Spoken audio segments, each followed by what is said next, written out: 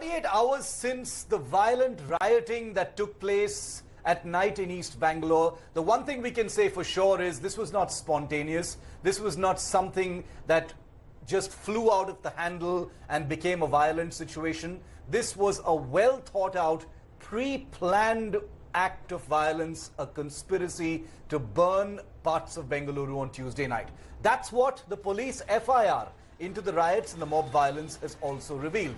India Today has accessed the first information report before anyone else, which has some sensational details. But we're not going to sensationalize them for you because these are already horrifying facts. Not only does this FIR name 5 SDPI workers, the Islamist organization Popular Front of India's wing SDPI, including District Secretary Muzammil Pasha, who's been arrested. It also details how this riot mob was out to kill policemen.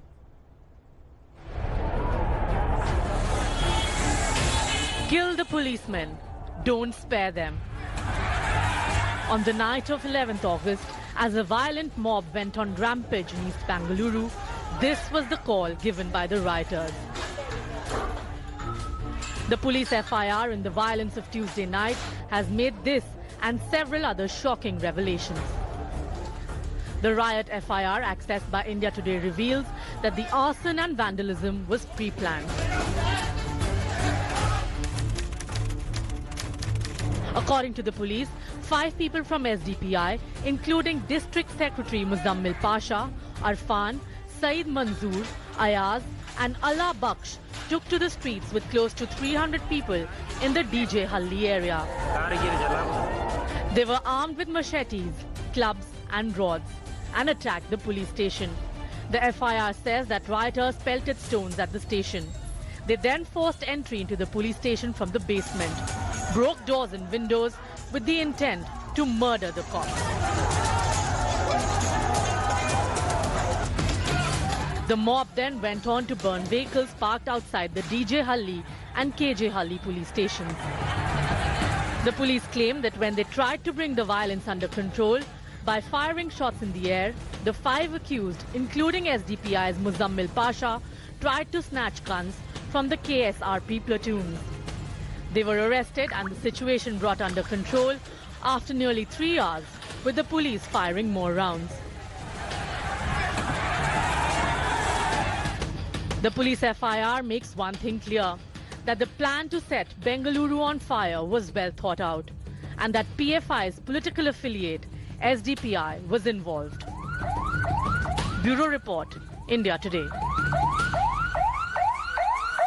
Was it completely appeasement politics that led to this horrible violence in Bengaluru, the worst of its kind in 25 years? The ruling BJP in Karnataka is claiming that a turf war, an internal rivalry between the Congress and the SDPI actually led to this violence. Deputy Chief Minister Ashwath Narayan has told India Today that this internal rivalry had been simmering for a while, and then a derogatory, offensive social media post served as the final trigger. But the riot mob had been waiting for an opportunity to settle an internal score. Here's that story.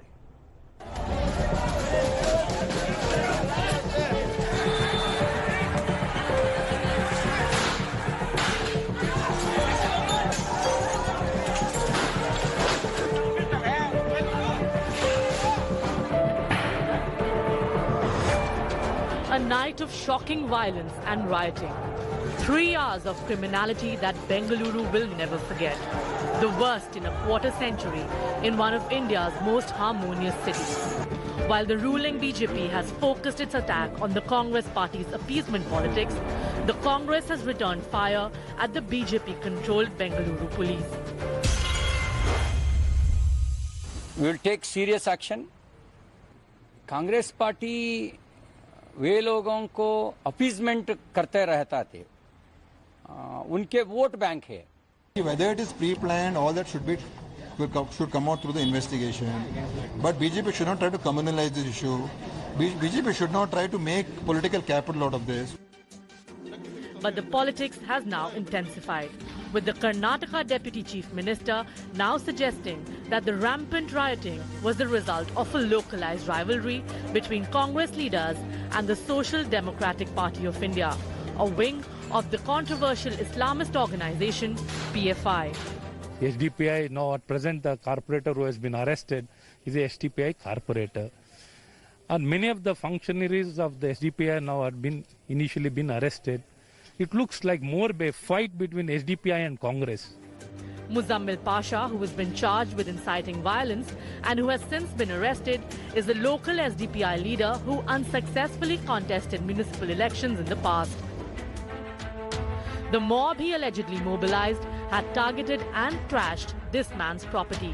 Congress MLA Akhand Srinivas Murthy, whose nephew Naveen had posted a picture on Facebook that triggered the violence.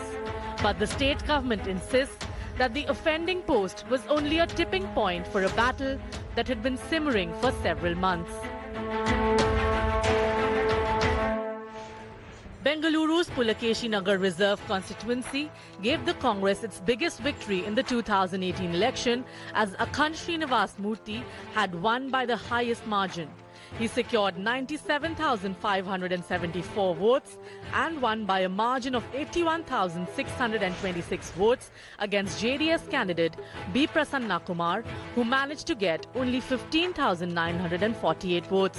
Now assaulted by a mob allegedly at the behest of the SDPI and perceived to have been deprived the full support of his party given the communal sensitivities at play, this is what he has said. I am asking for Karnataka Home Minister and Chief Minister should give to CCBI or CBI. Who is their background? Why they have given? They have seen some clippings I have seen. Now, some person is coming in two-wheeler and giving money to the people to hit them. The SDPI, which is seen to be trying to recapture Muslim localities from the Congress in Karnataka and elsewhere, has cried foul. State government is trying to divert the main issue, the sentiments of the people which has been heard, which has not been highlighted. And they're trying to politicize the issue by saying that, SDPI is involved. And we, as SDPI, we have been a scapegoat between Congress and BJP. Bengaluru में जो भी कुछ हुआ वो दुर्भाग्यपूर्ण है, लेकिन सरकार को जो कार्रवाई करनी चाहिए थी वो नहीं की। जो विधायक जिसके ऊपर हमला हुआ उसने तो ट्वीट किया नहीं था, उसने तो मैसेज भेजा नहीं था, लेकिन उसके बावजूद उनके ऊपर अटैक हुआ। किन परिस्थितियों में हुआ? The Congress party has been very meek in its criticism. They have not even been standing by their own Dalit MLA. It clearly shows Congress party's vote bank politics. They are standing with the mob. We strongly condemn this violence and we deplore the vote bank politics of the Congress party, which really forces them, which makes them go completely into a silent mode whenever the attacks are carried out by a particular minority community. As the investigation into the shocking violence progresses, expect the war for blame to spiral rapidly. Bureau Report, India Today. Hi everyone, Preeti Chaudhary here. Hope you like this video. For latest news and analysis, like and subscribe to the India Today YouTube channel. And don't forget to press the bell icon to stay updated. Thank you for watching.